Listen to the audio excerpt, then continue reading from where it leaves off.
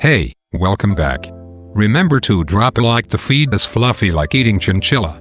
r/AskReddit. Serious Redditors who knew murderers before they committed their crimes. What were they like? What was your experience with them? Different from others here, I'm sure, but I'd like to share. My cousin. We were close in age and spent lots of time together growing up. He was fairly quiet, extremely well-mannered, looked out for those around him. He always stuck up for the younger kids if they were being picked on, and never once showed any sort of bullying behavior that most kids show at least a little.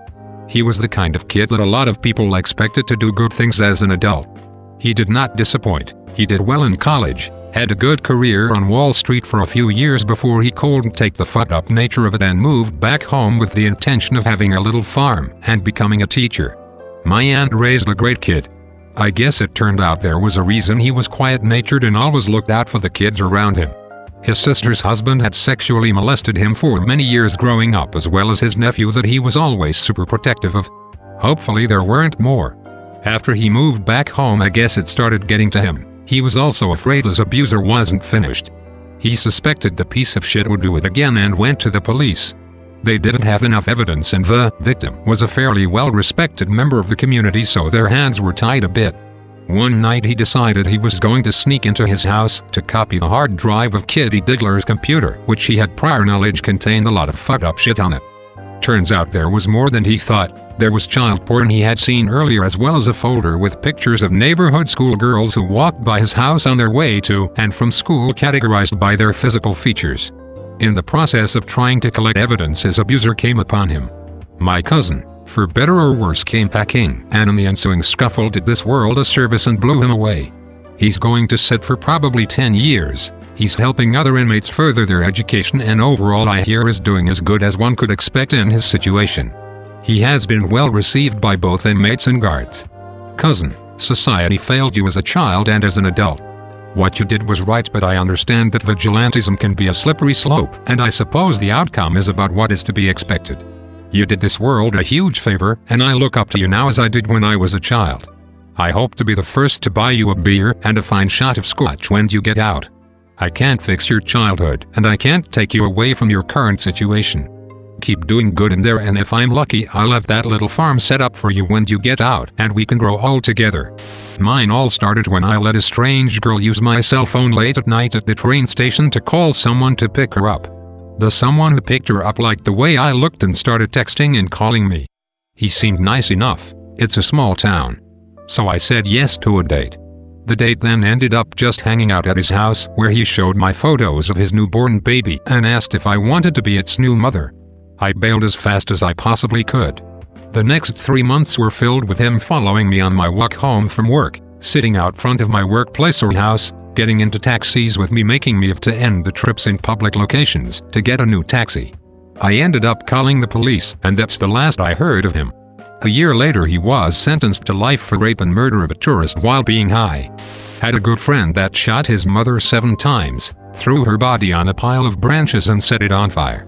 Then called the police to come pick him up. When I knew him, he could be your best friend, or if he felt slighted by you, your worst enemy. Literally could be the sweetest human or an absolute tyrant. Our grandparents lived next door, and one day he came around looking for me, though I was at work, and he wound up spending 2 hours helping my grandparents move furniture. Another time, hanging out with friends, he showed up covered in blood, crying because he thought he might have killed someone at an earlier party. You just never knew what you'd get with him. Near the end, though, he was slipping further into mental illness from everything I heard from friends. I had joined the army, so I was gone, but my sister still was friends with him. The week before he killed his mother, he went to the police department complaining that he was getting messages from his computer to kill her.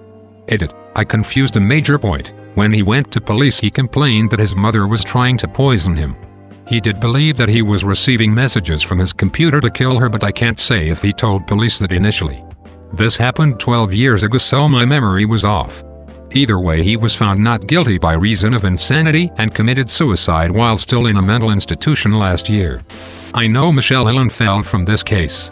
Before this came to light, Michelle was fiercely insecure about her looks and incredibly flagrant about her drug dealing. She was a pathological liar that would lie about like anything. Things that didn't even matter, like having a lawyer uncle or wanting to be a paralegal. She wore heavy makeup and once started a bunch of Facebook drama because she tried to become a suicide girl model, got denied and then tried to sell some very Photoshop nudes. My tiny town has had 3 murders in the past 25 years, and I rode the school bus with our newest murderer, and my grandma lived next door to the murderer before that. The newest murderer was a kinda weird, but not creepy kid who didn't really understand boundaries and talked about masturbation pretty often. He got suspended from school when he was 16 for getting caught masturbating at school and then again getting into a fight, and so he moved to the school in the next town over. Time goes by and when he was like 19 he killed his dad on Thanksgiving Day by shooting him in the back of the head with a shotgun, and then drove around with his dad's body tied to the pickup truck for a while. He eventually went to see his mom and grandma with the body in the back of the pickup truck covered with a tarp. When his dad didn't show up for Thanksgiving lunch or dinner, they called the cops and they found the body and the son confessed. I knew a guy who burnt down a house trying to kill a rival drug dealer. The drug dealer got away but his entire family, including 3 children, as well as his girlfriend, were killed in the fire. The guy was a real piece of shit. He was dating a friend of mine's younger sister, and I kept trying to tell her he was bad news. After he was arrested she said, "I know he didn't do it. He's the nicest person in the world." I responded, "He has a fucking swastika tattooed on his chest." Edit. Shit. 3 children. A kid in elementary school. He had the weirdest raspiest voice. He was nice but always talked about how he had staples in his head and all this stuff a 4th grader should not know about. He would also disappear for weeks at a time, like just not coming to school. About 10 years later, while I was in college, I saw him on a Google News feed. Apparently him and his brother had beaten their father to death with a hammer. Couldn't find the article cues. Apparently kids beating parents to death is a pretty common thing. Walking home from junior high a friend threw a rock and knocked a bird out of a tree and killed it. Never saw anything like it. In high school he carved the words love and hate into his fingers. I avoided the guy cause he seemed off. After high school he raped and killed a little girl and tossed her body by a creek in a garbage bag. Been in jail ever since. Saw a complete asshole at a gas station just a few months ago with his girl. He kept setting something small down on the pavement, then going back to his jacked up pickup and then back to the object. Eventually I could make it out, a baby turtle that had somehow wandered out to the gas station pumps. I realized too late, though, he had lined his truck tire up and intentionally ran it over. He looked me and my wife dead in the eye as it happened, grinning like some demonic hyena. What a fucked up world. I have known 2.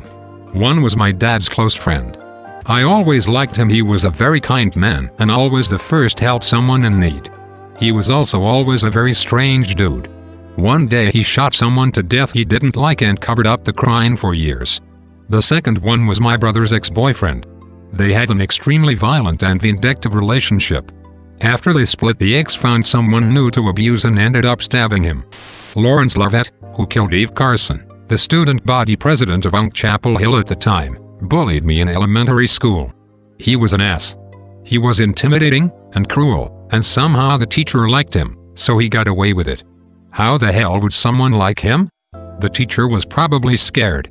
He also killed a young Indian guy and got away with it. Sick. Nah, she was also an ass. Forced into retirement the year after I left due to parental complaints. She probably saw herself in him. Plus, he knew which side his bread was buttered on, and it wasn't you/John Williams's side. And luckily he's going on trial for that next year, I think. A few years ago, I attended a series of personal growth seminars and was paired up with a partner for certain assignments. He was definitely a troubled kid, much younger than the rest of the seminar participants, and I got the feeling his parents had signed him up to try to help him get his life back on track. I could tell he resented having to do the work involved, and at times he seemed angry about the ways his parents tried to control him.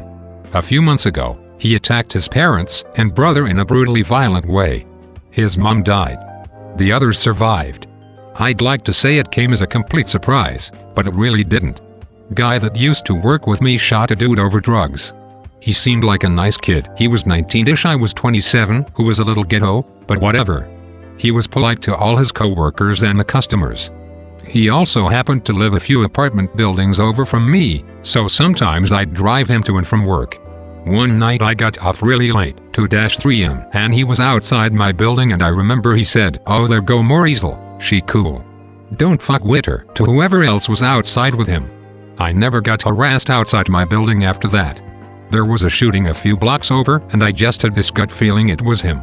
But I was at work when it occurred and my building wasn't anywhere near the building it happened in, so it's not like I could have called the cops and said, "So I saw on Facebook there was a shooting in my complex a few blocks away, while I was at work, and my spidey sense is telling me it was so and so."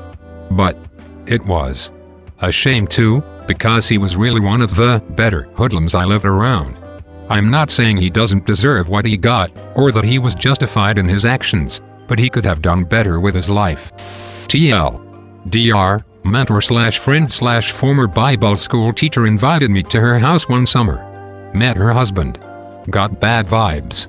He later murdered her because he didn't know how to just divorce her. Fuck her. Around the time I started middle school, my family moved one state over. A woman from my parents' former church asked if I wanted to come back for a week and help with VBS. I liked kids, I missed my friends, I didn't particularly like my parents and she was kind of an amazing human being, so I said sure. I got to meet her baby, cutest freaking baby ever by the way, and her husband. Her husband was nice. Cordial. The teacher and her mill were super positive, intelligent, witty, funny, and happy, so I remember thinking it was weird that he just seemed unhappy about everything. He perked up when they brought up the house they were building. He was sweet to his kiddo. I recently found a journal from that summer and came across a paragraph I wrote. Her husband kind of makes me feel freaked out. I don't know. He's fine. But his eyes don't have any light in them. It's kind of like a part of his soul is dead. He kind of walks around with this air of despair. Ha ha ha, that rhymes. Anyways. A year or two later he had an affair. Killed his wife. Tried to make it look like an accident. Went to prison. He gets out soon. It's a damn shame he's not going to be there longer. He robbed a lot of good kids, including their child, of a lot of love, all because he didn't know how to tell his wife he didn't want hers. I realized the other day I'm the same age she was when he killed her. I feel like my life just started. The whole thing just makes me fucking sad. Thanks for watching. Remember, every like puts Mario Chinchilla closer to finding his gold coins.